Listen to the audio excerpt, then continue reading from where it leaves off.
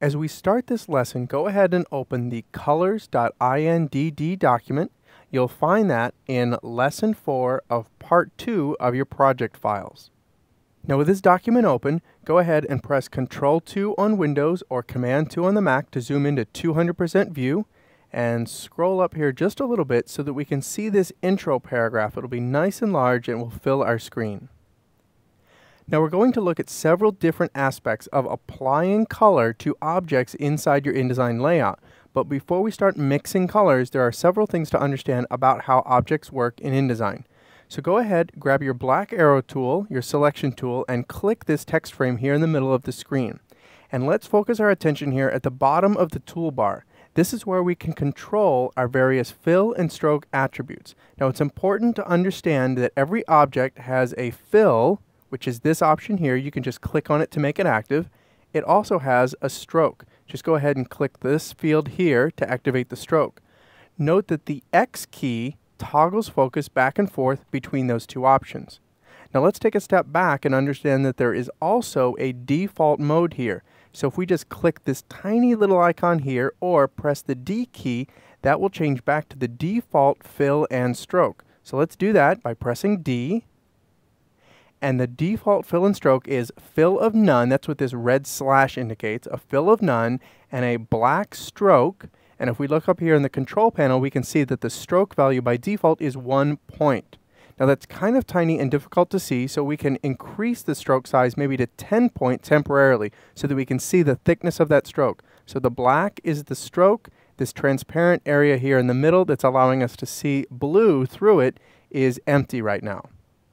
Now you may have noticed that as we added that stroke and increased its width, that we've actually cramped the text inside of this frame. There's no longer enough room for the text, and we have ourselves an overset situation indicated here by this red plus mark. Now there are a couple of ways that we could deal with this problem. We could of course make the frame taller and give the text more room to breathe. However, there is another approach to this. Let's look over here in the stroke panel on the right side of the screen. And InDesign, just like Photoshop and Illustrator, give you the ability to control where the stroke appears on the path.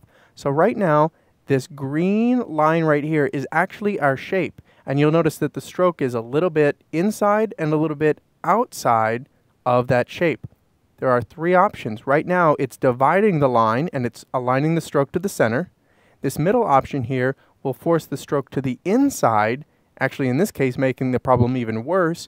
We can also line that to the outside. Now you can see here the stroke right here is the same shape, but this stroke on the outside is completely outside the boundaries, leaving as much room as we need for the text. So let's go ahead and revert these options. Let's go ahead and set the stroke to align to center, and we'll actually set the stroke all the way down to 0. We actually don't want a stroke on this object for now. By setting the stroke to 0, that sets the stroke effectively to none. So we have no fill, no stroke, just a floating text frame here. So far, everything we've done has been in relation to the frame. However, there's also text inside this frame. So we look here at the bottom of the toolbar and we see next to this icon, which again changes the container attributes, we see the text icon. So while containers can have a fill and a stroke, so can text. So let's switch to text mode. And now you see here in these swatch icons that we have the large T. That's just a visual reminder that we're working on text in this mode. And the default settings for text include fill with black and a stroke of none. Now if we would like to change some of these colors, make sure you're in text editing mode, again by clicking the T icon. Let's come over to the control panel on the right hand side. We'll use the flyout menu here to switch to CMYK mode. We'll explain more about that in a moment. And now we can start to experiment by clicking colors in the color ramp here. You can kind of go nuts with this and see how this updates in real time as you choose different colors. Now you can come back over here to the toolbar and you can switch to the stroke mode. You can also do the same thing here in the control panel.